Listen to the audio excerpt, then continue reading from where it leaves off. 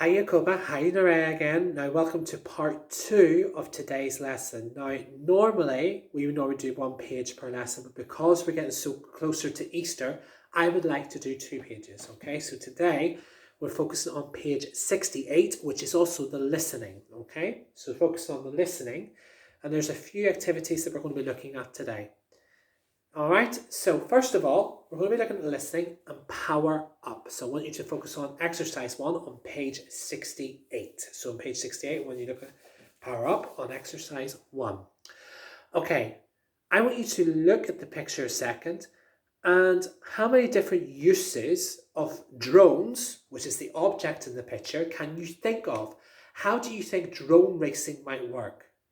And how do these words relate to the sport? So camera, goggles, headset, remote control, track. I want you to type your answer out, or you can send an audio clip and tell me your answer. Okay, so send me your audio clip to the email address, which is in the description in this box. All right, so you could do it that way. Okay, so I'm going to give you 2 to 3 minutes to think about that, and then pause the video and then come back. Okay, so now look at exercise 2. So look at exercise 2, okay? So look at exercise 2. You are going to listen to a radio interview with a young drone racer. What is unusual about the way he's got into the sport? Now remember, this listening for exercise 2 will be useful for exercise 4. It'll be there as well. So I'm going to play it once and then you can rewind the video back and you can listen to it again. Okay? So I'm going to play the listening now and listen very carefully. Okay? And answer exercise 2. It's time to talk to my next guest now, Mark Wallace, a 16-year-old drone racer. So Mark, tell us about how you started. I understand you received a present on your 14th birthday? Yes, that's right. I'd asked my dad for a skateboard for my 14th birthday, but for some reason he decided to get me a remote control plane instead. When I opened the parcel, it was a bit of a letdown, but I thought I'd better look enthusiastic. I took the plane outside to have a go.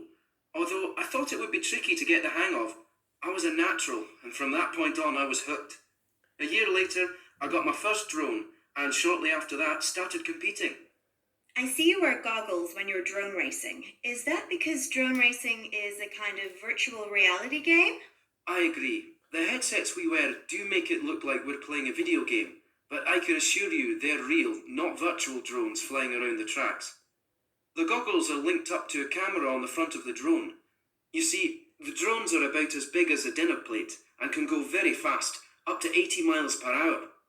So cameras on the drones are essential in order to see where you're flying. It's really cool, as it gives you a bird's eye view. It's the closest thing to flying. I know there are rules to drone racing, but not everyone follows them. Why do some races break the rules?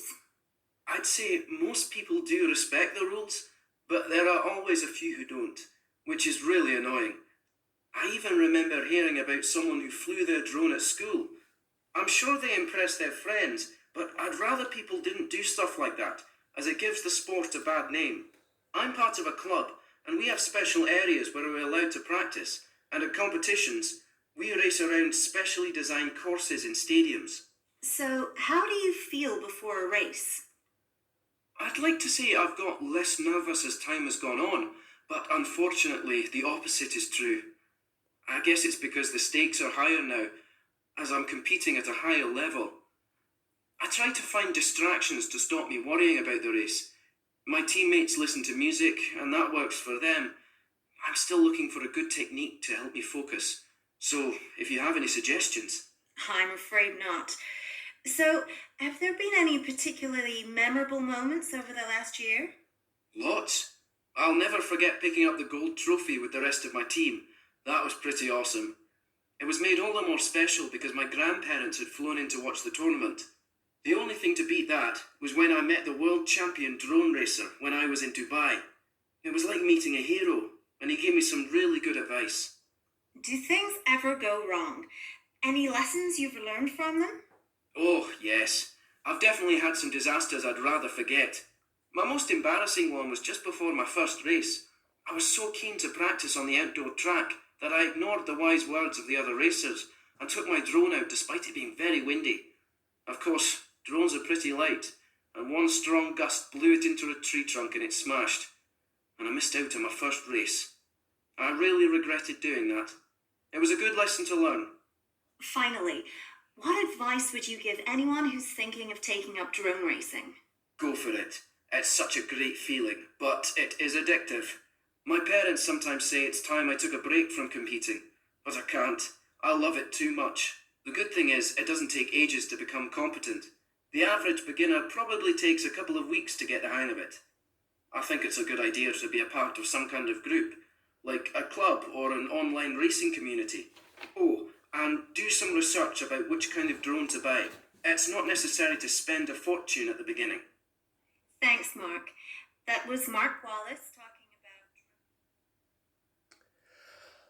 about... Okay, guys. Now, as you have just listened, which you can rewind and listen again, because you will need it for exercise 4, what is unusual about the way he got into the sport? Do either of you know? The answer to that was he got into it by chance because his dad bought him a remote control plane, like so, here, and here, for his birthday instead of a skateboard he had asked for. So that's how that happened. Now, I want you to focus on activity 3 quickly, okay? And I'm going to go through the exam tip. All right, so there is an exam tip I want to go through with you. Multiple choice, longer text. Now you have 7 questions to answer. It is important that you always read the question to see if you can answer it before looking at the 3 options. But make sure that you read the question carefully. This is what I've said before and now. Highlight key words. So highlight key words and phrases which will help you answer the question. So listen to the first part of the interview again and choose the correct answer A, B or C in question 1 and exercise 4 below. How did Mark feel after he received the plane as a 14th birthday present?